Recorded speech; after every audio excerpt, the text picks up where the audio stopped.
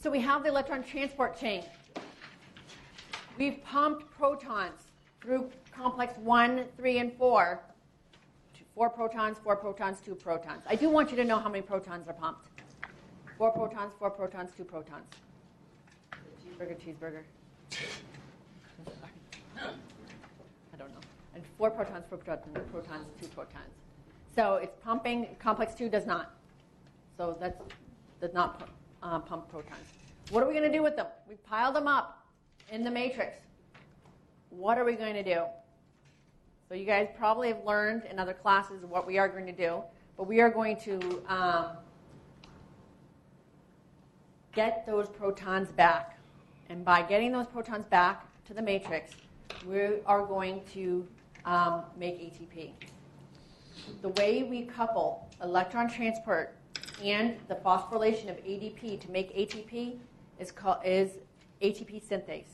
A lollipop-looking thing, which is another word, is complex protein oligomer, that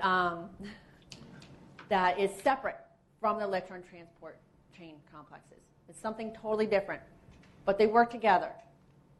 So when we oxidize one NADH, we get 2.5 ATPs. There's enough energy to make 2.5 ATPs. When we oxidize an FADH2, we put that through complex 2, we only get 1.5. Why do you think that there's this difference? Why is there a difference? Why don't we get our money back when we do the FADH2? Where do we put FADH2 in? What complex? 2.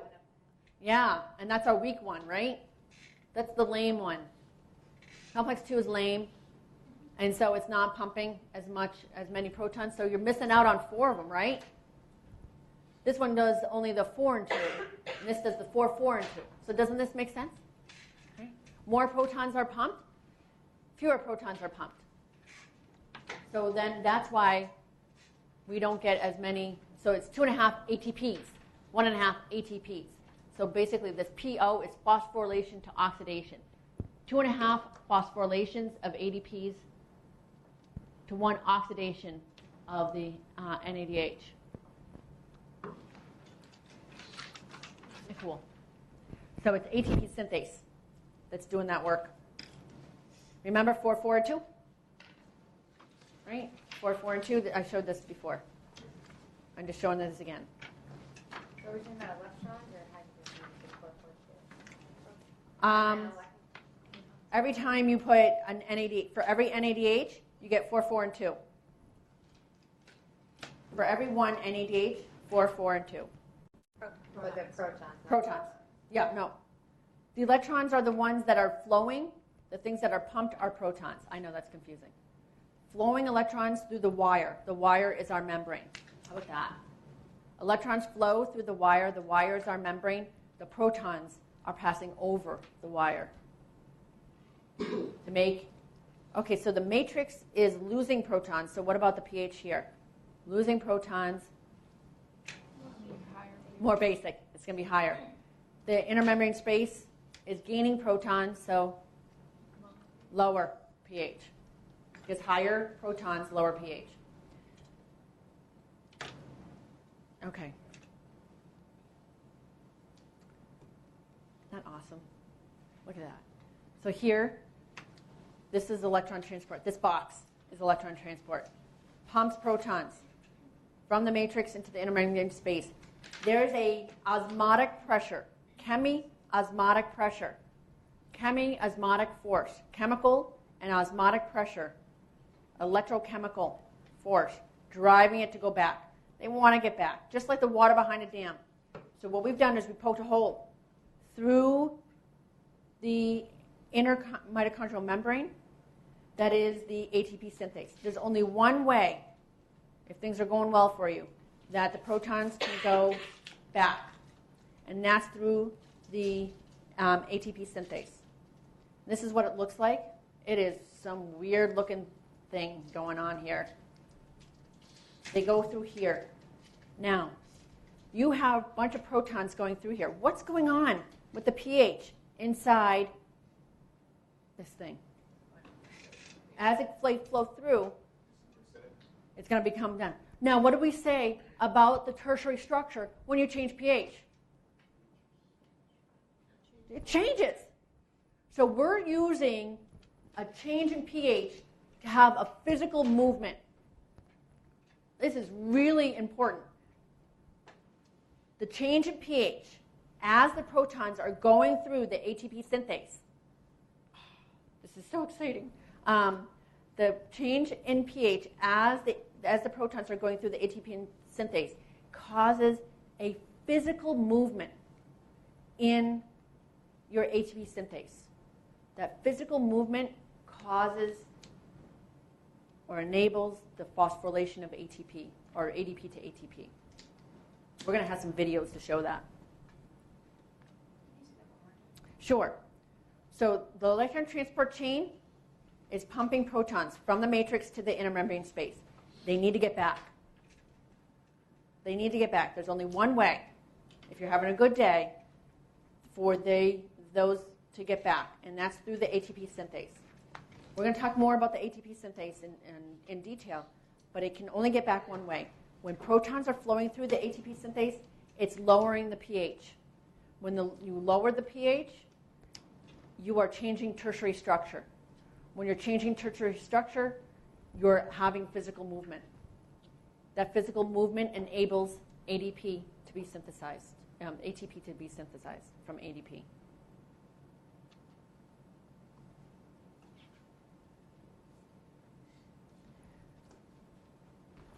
We have two parts to ATP synthase. An F0, which acts as a spinning thing, and F1, where the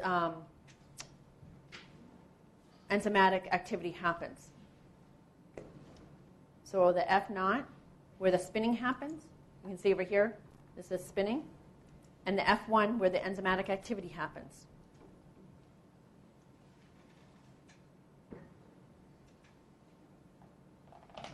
So what we're going to do is we're going to take a look at what's happening. We're looking down at the F1 portion. And the spinning of our F0, so imagine a lollipop, and you're spinning a lollipop. The stick of your lollipop is the F0. The candy of your lollipop is the F1. So the enzymatic activity on the candy, spinning on the stick of your lollipop. And it does look like little lollipops along your inner membrane. And so we have three conformations. We have a loose, open, and taut, or tight. So what happens is, let's take a look at the top. Loose, it binds your ADP and an inorganic phosphate. Then it changes to the tight. That's when the magic happens. The tight binding, it closes and it causes ATP to be formed. And then when it gets to be open, which we're not showing here, that's when the ATP is released.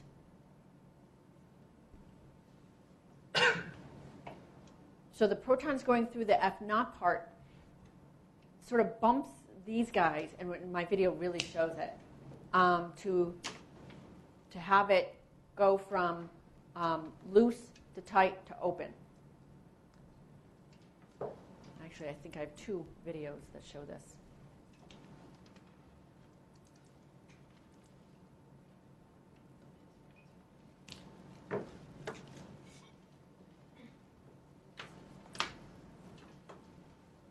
All right, so I want to pause this just for a second. This blue part is that F0. That's where the spinning is happening. The spinning is happening because the protons are flowing through it, and so it's changing conformation.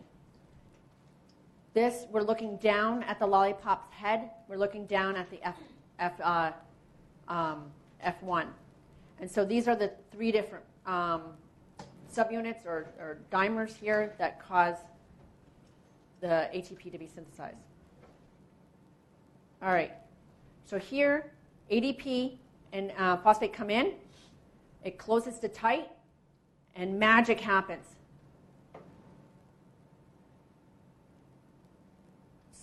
A little flash happens, and then it's going to change to open, and the ATP comes out. And so it's happening in 3 different parts. So you can have, there's 3 different areas that it can happen in. Go back. So here there's pink and yellow, pink and yellow, pink and yellow. So it's the pink and yellow that work together. And notice as the F1 or F0 is spinning around, it's like bumping into the F1 portions and causing them to change their conformation from loose to tight to open. Yes, Aaron? You see ADPs flowing in? Yeah. So what we have here,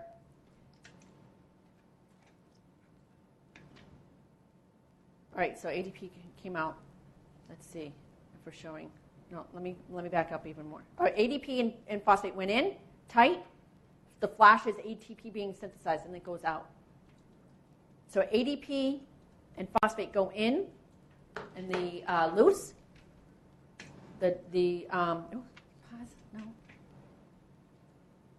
No, escape. Some really inappropriate things. So they come in the loose. They change to tight, and then the ATP is made, and then open is where the ATP comes out. Really cool. I have another one. What's the third one? So you said the first one was loose, the second one was tight, and the fourth one Was open. But what about the third one? That's where ATP. There's only 3. Or there's 4 pictures, though. Yeah, it doesn't matter. They just show it twice. Oh, so. One's a change in the conformation. Oh, okay. So here, it's either loose, open, or tight. Okay. So loose, nothing's happening here. We have it coming in, then it converts to tight, and in the tight, it makes ATP. But if you look at this one's already in the tight. It's ahead of this guy. So it's tight, tight, open. It makes. So you can see, if we just take one of the 3, you have it in loose. In the loose, the ADP and the inorganic phosphate come in. Then it goes to the tight. That's where the ADP and the phosphate make our ATP. That's where the flash in my video shows up. And then it's the open, and that's where the ATP can come out.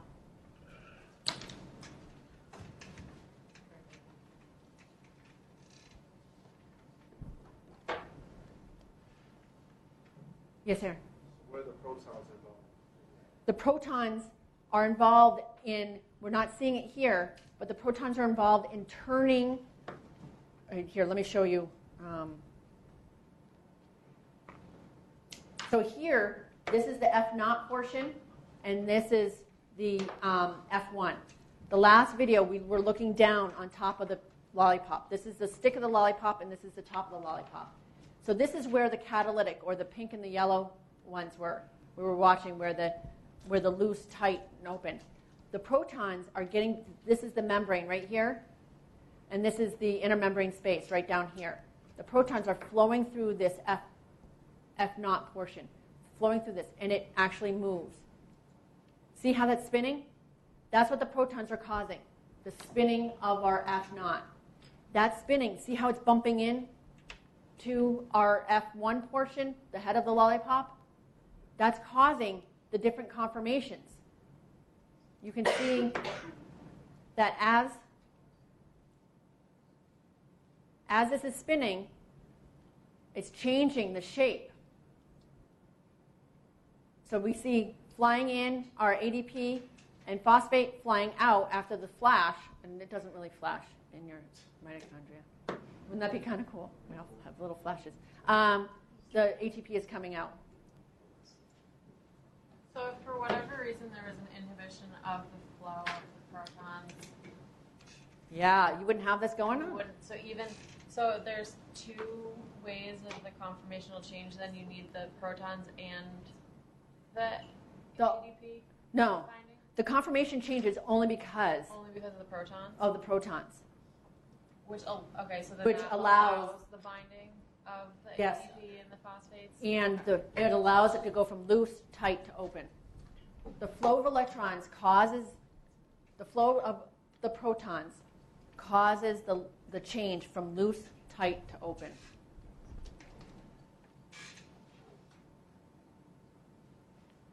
Is this different than you guys learned in other classes? Yeah. A little bit more in depth? Look how beautiful this is. I know it's not color, but that's spinning, causing this to change, allowing us to make ATP. And then the ATP can be used to run away from bears. This is beautiful, guys. This is, like, to me, the highest point of the semester. This video right here. This video right here is the highest point of the semester because it's putting together so much. It's putting together our enzymatic activity. It's putting together pH. It's putting together a structure of our proteins. It's putting everything together. So this is, let's just watch this a little bit more. Look at that. Yes, Amanda. So the spinning occurs because of the pH change? Yes. The spinning occurs because we are changing the pH inside here. And when you change pH, you change tertiary structure. I could watch that all day long. I won't do that to you, though.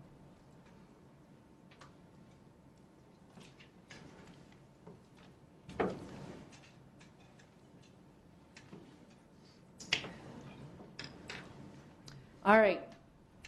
There's another group of compounds called uncouplers. You still have electron transport chain happening. Oxygen still has the electrons. However, you do not form ATP as a result. So what we are with uncouplers, they are foreign materials, not natural materials, that unlink electron transport and ATP synthesis. So what happens is you still have the proton pumping, but your ATP is not made. We are very happy to live in the times that we do, because in the beginning of last century, people were sold materials that weren't so good. 2,4-dinitrile Fanall is a drug that was sold for weight loss. And it caused people to lose weight because they died. They died because it was a small molecule that could carry the protons back across to the matrix without going through ATP synthase. Do you want me to say that again? Uncouplers work in a way that allow the protons to go back to the matrix without going through ATP synthase. It's like poking a hole in your dam and and providing a different way for the water to get through and not go through the turbine to make the energy. Yes, Patrick. It's actually come back as a bodybuilding drug. It's come back as a bodybuilding drug. People are real stupid about it. So. Yeah, I would never go into GNC and take any of that stuff. Well, most of the stuff there is underdosed at least. So this is like people buying legally online. Yeah, it's a poison. So you're not. So maybe you're uncoupling this, so you're not making energy from the food that you're eating. Isn't that like the opposite of what you want to do? Yeah, I don't know. It's basically a weight loss drug. So what's happening is it's picking up the protons and carrying it through. So this 2,4-dinitrile Fanall can get through the membrane. Protons cannot. but it allows it to go through the membrane, yes. We talked about like FDA stuff before. Like, do they regulate any of that? Like, Nope. no. No, they don't do internet stuff. They don't regulate anything anyway. Yeah. Cause several deaths due to liver failure. Yeah. Another uncoupler is called an ionophore, which actually just, it seriously pokes another hole through the membrane. This is like a physical hole. So gramacydin A is, it's used as inhibiting bacteria. And how it does is it dissipates the proton gradient. So now, instead of going through ATP synthase, you can just go through this hole. So either you can have a molecule that picks up the electrons and can go through, or you have a physical hole through an ionophore.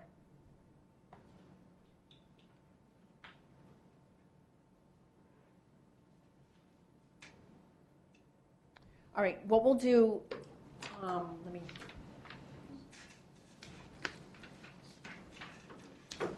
what we'll do on Friday is talk about shuttles. Talk about shuttles.